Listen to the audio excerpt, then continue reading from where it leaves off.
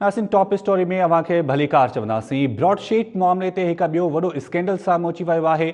नैब जंहिंजी साख ते अॻु केतिरा सवाल उथिया आहिनि उन मुतालिक़ इंकशाफ थियो आहे त नैब लंडन में ब्रॉडशीट कंपनी खे रक़म अदा करण बदिरां $15 रक़म हिकु ॿी कंपनी खे अदा कई। 2016 में लंडन जी हिकु टियाकड़ी अदालत में थियल फ़ैसिलो मंज़र ते अची वियो आहे, जंहिंजे मुताबिक़ अदालत नैब जे अॻूणनि सरबराहनि खां बयान वरिता ऐं पंहिंजे फ़ैसिले में चयो त नैब ॼाणी वाणी ब्रॉडशीट कंपनी खे नुक़सानु पहुचाइण जी जेका कोशिश कई आहे। $15 लख जेके आहिनि उहे नैब कंहिं ॿी कंपनी खे, कंहिं जाली कंपनी खे ॾेई छॾिया। इन हवाले सां ॿुधायूं वांके त इंकशाफ खां पोइ हिकु भेरो ॿीहर नैब ते केतिरा सवाल उथी विया आहिनि। सभ खां वॾो इहो सवाल आहे त एहतसाब कंदड़नि जो एहतसाब आख़िर केरु कंदो? जेके सियासतदान आहिनि या जेके मुख़्तलिफ़ जेके स्टेजिस आहिनि या मुख़्तलिफ़ जेके शोबा आहिनि उन्हनि सां जेके वास्तो रखंदड़ जेके माण्हू आहिनि उहे अॻु ई नैब ते सवाल उथारींदा रहिया आहिनि। इन खां सुप्रीम कोर्ट बि नैब जे मुतलिक़ हिकु केस में सख़्त रिमार्क्स ॾेई चुकी आहे। इन ई मामले ते ॻाल्हायूं था।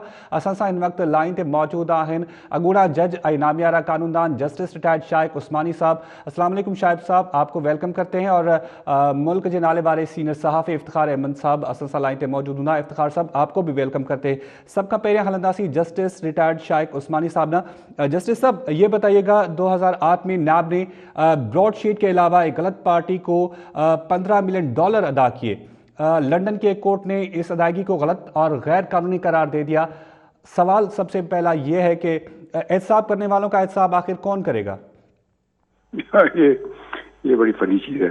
देखिए, ब्रॉडशीट जो है वो इस वजह से उसके साथ कॉन्ट्रैक्ट किया गया था चूंकि बाहर एक मंसूर हक साहब एडमिरल जो थे वो बाहर थे और बहुत से दूसरे लोग हैं, उनका इन्वेस्टिगेशन किया जाए। और उसके बाद वो उन्होंने जो इन्वेस्टिगेशन की, जो भी की, कोई खातिर खा नहीं की, बाद में कॉन्ट्रैक्ट कैंसिल कर दिया। और उसके बाद जब कॉन्ट्रैक्ट कैंसिल कर दिया तो नेचुरली उन लोगों ने, जब आप किसी का कॉन्ट्रैक्ट कैंसिल करते हैं तो वो फिर कोर्ट में जाता है। तो उसने कोर्ट में गया और उसने, आज आपको पता है कि क्या हुआ उसके बाद कोर्ट के अंदर।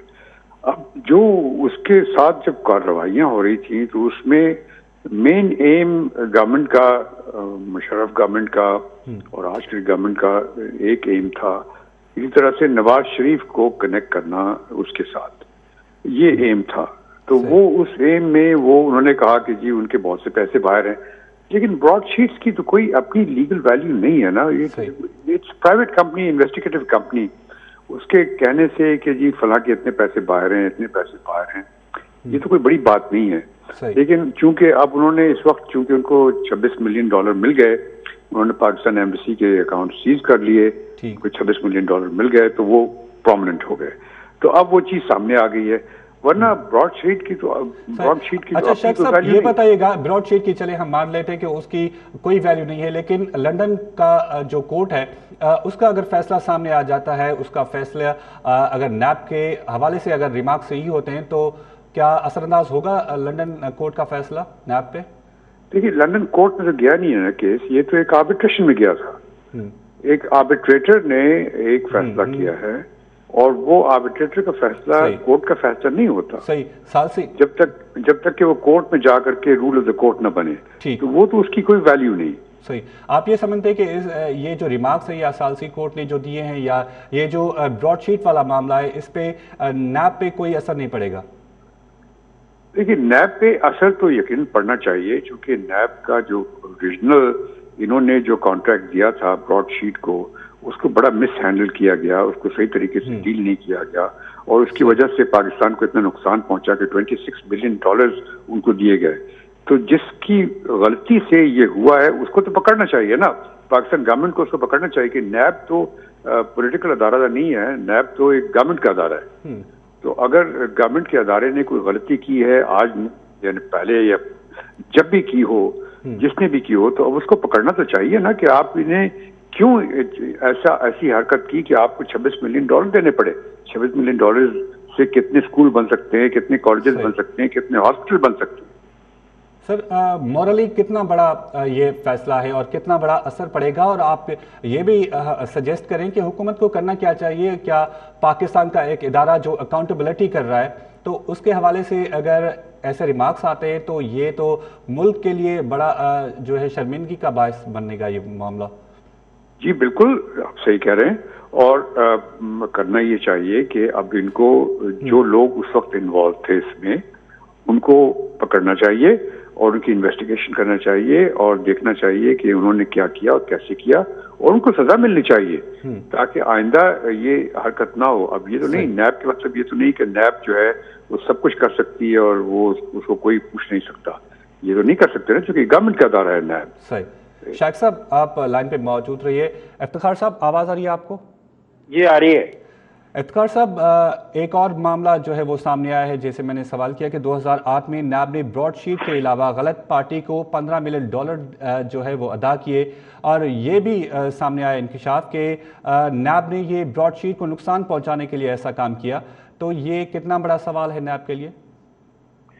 देखिए, ये पहली बात है, मुझे सारी कहानी समझ अभी तक नहीं आई कि 20 साल से जो ड्रामा चल रहा है अकाउंटेबिलिटी के नाम से, जिसका आगाज शरीफुद्दीन पिरज़ादा के उस ड्राफ्ट से होता है, जिस ड्राफ्ट के जरिए ब्रॉडशीट और IAR को ये काम दिया जाता है कि नवाज शरीफ और आसिफ अली जरदारी की करप्शन ढूंढी जाए और 200 अफराद के नाम दिए जाते हैं।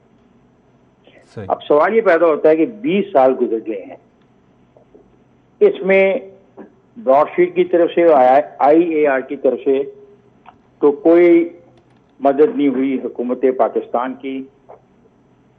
तो पैसा तो वो ले गए, $15 लाख जैरी जिम ले गया, बाकी अब आपने पेमेंट कर दी। अब जब ये आपने पेमेंट की है तो फिर ये सवाल भी उठेगा कि उसके फाइनेंस मिनिस्टर कौन था। ये सवाल भी उठ रहा है अब कि वो कैसे दे दिए एम्बेसी ने। अब सुना है कि उस बैंक के खिलाफ भी अदालत में जाने का प्रोग्राम बना रहे हैं पाकिस्तान के हुक्मरान तबके के कानूनी माहिरीन। तो क्या है ये सारा? वो कहते हैं ब्रॉडशीट का जो आदमी है वो 11-12 इंटरव्यू दे चुका है, कावे मौसवी। उसने फौजियों का भी नाम लिया है, वो सियासतदानों के भी नाम ले रहा है, वो मौजूदा हुक्मरान तबके के करीब तरीन लोगों के नाम ले रहा है। सही कि जनाब वो मुझसे एक नया मुआहदा करना चाह रहे थे, तो बस वो मुआहदा तैयार था, लेकिन वो चूंकि पैसे वैसे उन्होंने मांगे तो मेरी तरफ से इनकार था, तो वो मुआहदा नहीं हुआ। ये क्या है सारा कुछ? सही। कौन है ये लोग जिस किस्म के मुआहदे करते हैं, जिसको न पार्लियामेंट की सपोर्ट है, ना ये चीजें पार्लियामेंट में जेर बहस कभी आती हैं, न उस वक्त टाइम था, उस वक्त तो आमर था इक़्तिदार में, उसके बाद तो आमर इक़्तिदार में नहीं था ना, उसके बाद तो ये पीपल्स पार्टी भी इक़्तिदार में आई और नवाज लीग भी इक़्तिदार में आया। कभी भी इसकी डिटेल्स नहीं पता लगी पाकिस्तान की कौम को कि मुआहदा है क्या। जो ड्राफ्ट शरीफुद्दीन पिरज़ादा ने तैयार किया उसकी बुनियाद की थी, उसकी डिटेल्स क्या है? पहले तो मेरे सवाल का कोई जवाब दे, ये नैब जवाब दे, हुकूमत पाकिस्तान जवाब दे, शरीफुद्दीन पिरज़ादा वगैरह वफात हो गए हैं, ये कौन जवाब देगा? क्यों किया गया मुआहदा? मुआहदा इसलिए किया गया कि आपने कहा कि करप्शन के बाहर पैसा चला गया है और आपने फिर इसको टूल के तौर पर इस्तेमाल किया और 2003 में एक सियासी जमात बना डाली, और जिसका 2003 में आपने सियासी जमात बना डाली आप सब कुछ भूल गए। और ब्रॉडशीट का मालिक ये कहता है कि जनाब ये आपने मेरे साथ ज्यादती की, तय ये हुआ था कि हाँ किसी को भी आप पकड़ेंगे तो हमें पैसे देंगे। अब इसमें कंफ्यूजन है, क्या पाकिस्तान में पाकिस्तान के अदारों की तरफ से होने वाली जो इंफॉर्मेशन थी उसके तहत जो लोग गिरफ्तार हैं या उन पर केसेस चल रहे हैं उससे भी पैसे ब्रॉडशीट वाले को मिलने थे, या ब्रॉडशीट वाले को वो पैसे मिलने थे जो पाकिस्तान से बाहर असासाजात हैं? सही। ये एक लंबी डिबेट है। इफ्तिखार साहब मामला वाकई में समझ नहीं आ रहा। ये जो ब्रॉडशीट के सरबराह जिसने इंकशाफात किए और उसने बातें की हैं, तो हुकूमत वाले कह रहे हैं ये अपोजिशन के खिलाफ, यानी जो गुज़िश्ता हुकूमतें रह चुकी हैं उनके अफसरान के हवाले से कह रहे हैं, और हुकूमत वाले ये कह रहे हैं, अभी ख़ास तौर पे ये जो PTI वाले हैं वो कह रहे हैं कि अपोजिशन के हवाले से ये चार्जशीट है। मेरे दोस्त क्या चार्जशीट है? पैसे किसने दिए उसको? मुझे ये सवाल का जवाब दे। शरीफुद्दीन पिरज़ादा क्या पाकिस्तान मुस्लिम लीग नवाज का ड्राफ्ट करने वाला था?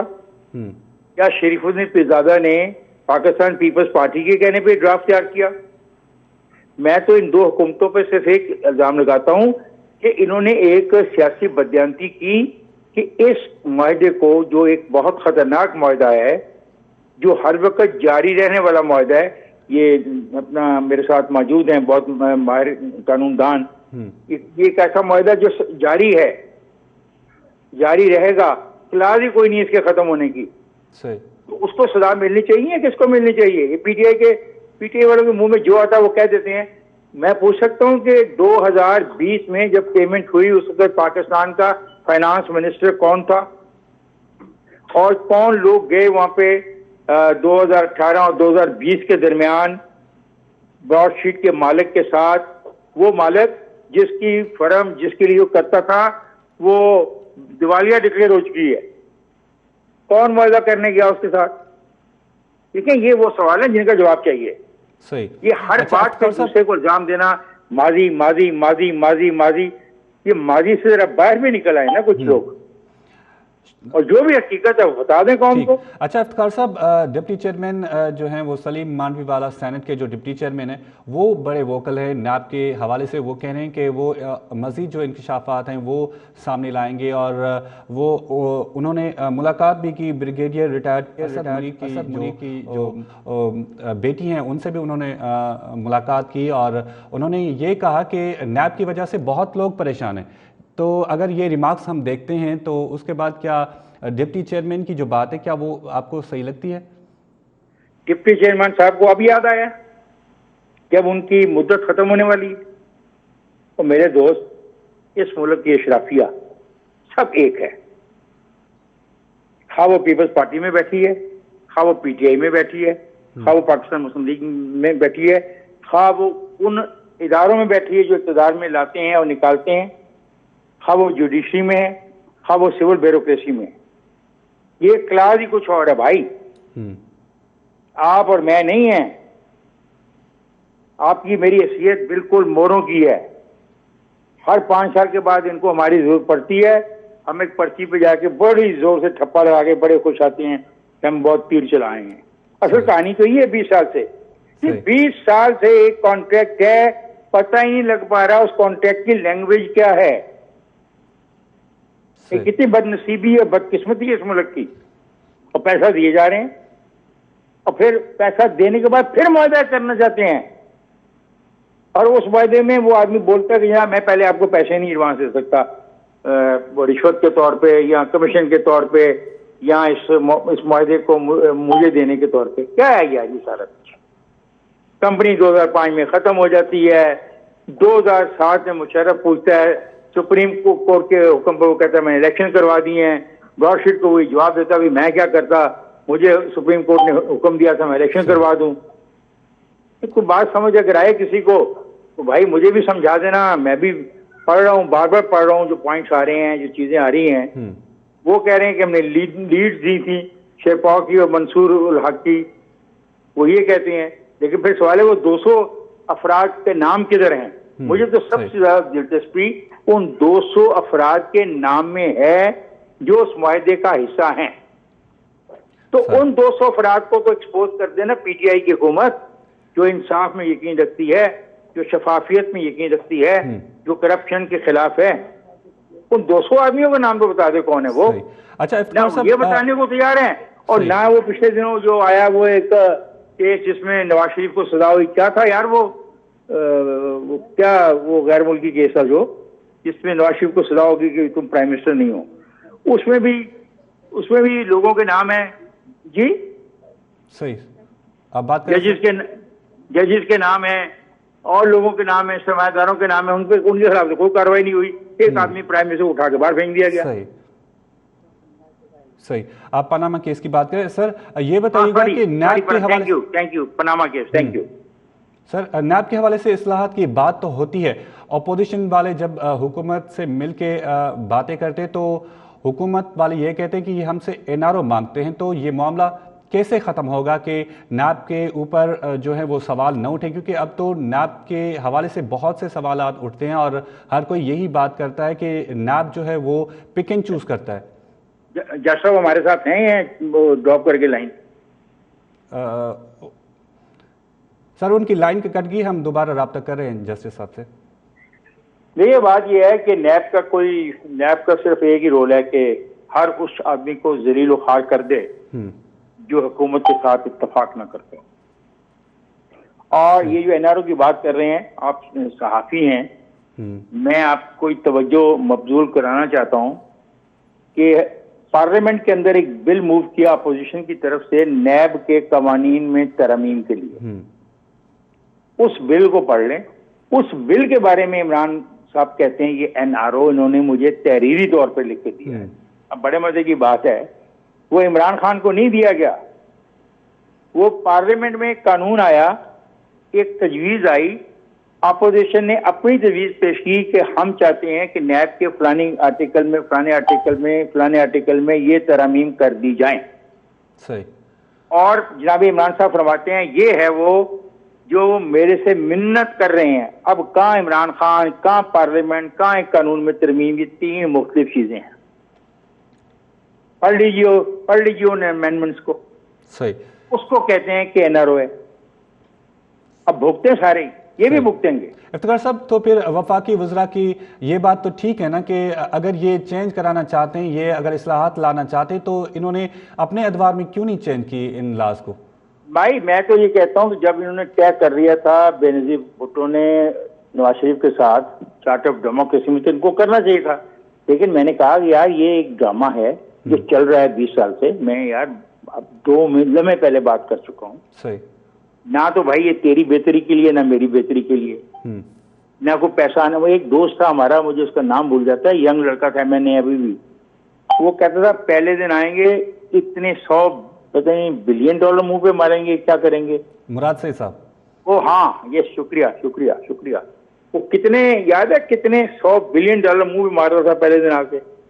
और फिर रोज जो करप्शन हो रही थी, पता नहीं कितनी, बिलियन डॉलर की या मिलियन डॉलर की मेरा रोज की, वो मुंह पे मारेगा। तो आज इनको 3 साल हो गए हैं, वो जो रोजाना होने वाली पर कितने मिलियन डॉलर की करप्शन वो मुराद सही साहब बताते थे, वो कहाँ गई? सब बातें हैं। सही।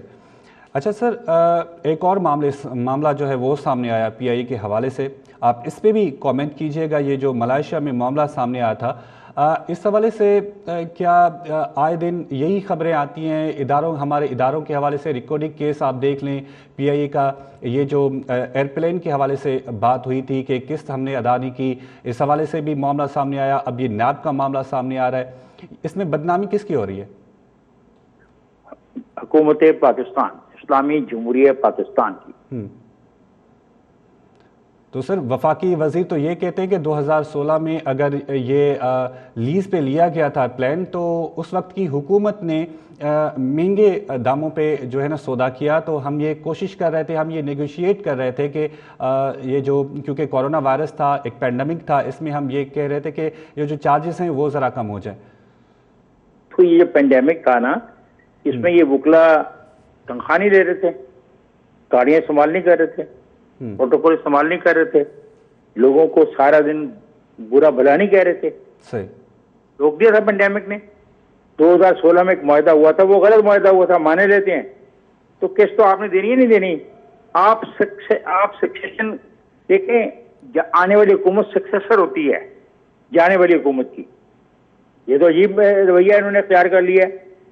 जो काम इनसे नहीं हो रहा वो पिछली हुकूमत पे डालो। भाई जब तुम इक़्तिदार में आए तो 2 साल तक तुम्हें समझ नहीं आया कि उसकी किस्त कैसे पे करनी है।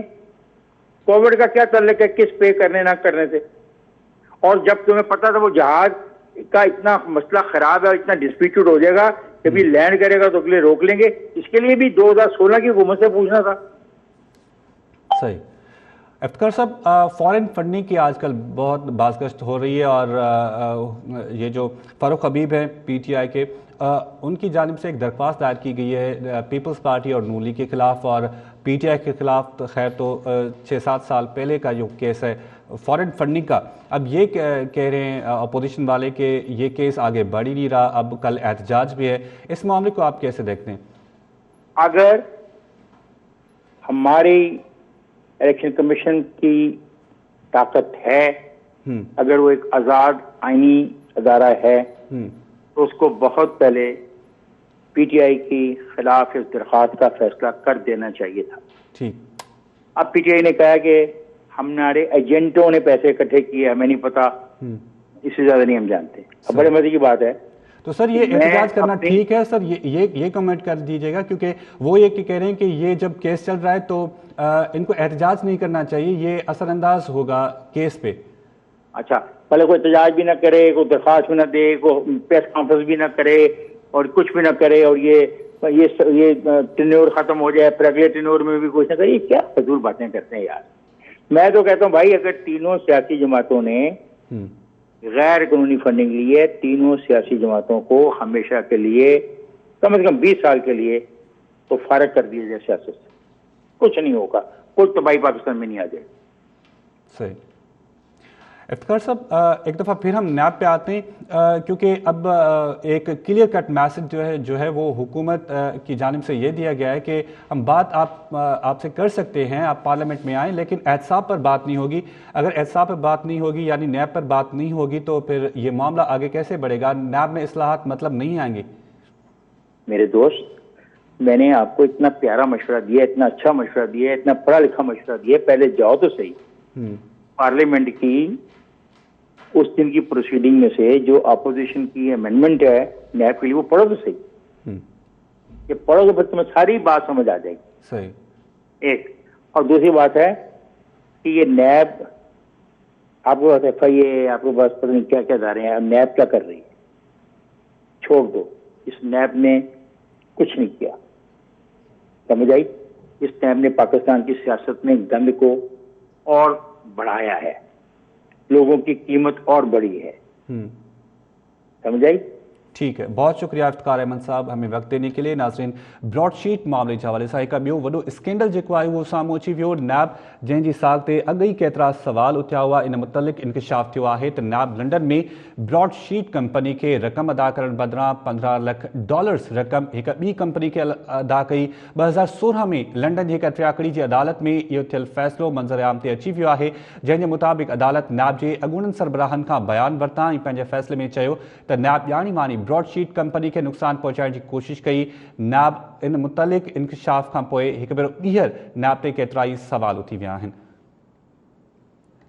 ॿुधाए पियो अव्हांखे त ब्रॉडशीट वारे मामले ते हिकु ॿियो वॾो स्कैंडल साम्हूं अची वियो आहे। $15 लाख ब्रॉडशीट बदिरां ॿी कंपनी खे ॾियण जो इंकशाफ थियो। नैब $15 लाख कावे मौसवी कंपनी ब्रॉडशीट बदिरां कंहिं ॿी धुर खे अदा करे छॾिया, जॾहिं त लंडन जी सालसली कोर्ट फ़ैसिले में अदायगी खे गैर क़ानूनी करार ॾेई छॾियो। इन मामले जे हवाले सां अपोजिशन बि ॻाल्हाए पई। अपोजिशन जो इहो चवणु आहे त इहा हिकु चार्ज शीट आहे ख़ुदि नैब जे मथां, जॾहिं त ब्रॉडशीट वारे मामले ते अञा ताईं नैब जो को वाज़े बयानु साम्हूं न आहे आयो। नैब तर्जुमान तरफ़ां अञा ताईं इन हवाले सां का पधिराई जारी नाहे कई वई। नैब ख़िलाफ़ हिकु ॿियो वॾो जेको स्कैंडल साम्हूं आयो आहे, अपोजिशन इन ई हवाले सां ॻाल्हाए पई। नैब $15 लाख कावे मौसवी जी जेका कंपनी आहे ब्रॉडशीट, उनखे अदा न कया, हिकु ॿी कंपनी खे अदा करे छॾिया। नैब ब्रॉडशीट खे ॼाणी वाणी माली नुक़सान पहुचाइण जी कोशिशि कई। इहो बि चयो वियो हिकु आर्बिट्री कोर्ट तरफ़ां। लंडन जी अदालत धुरियनि जी मर्ज़ी सां पेश कयल केस जो अगस्त 2016 में फ़ैसिलो ॿुधाईंदे नैब ते ॾंड विधो हो। नाज़रीन, टॉप स्टोरी मां फ़िलहाल एतिरो ई।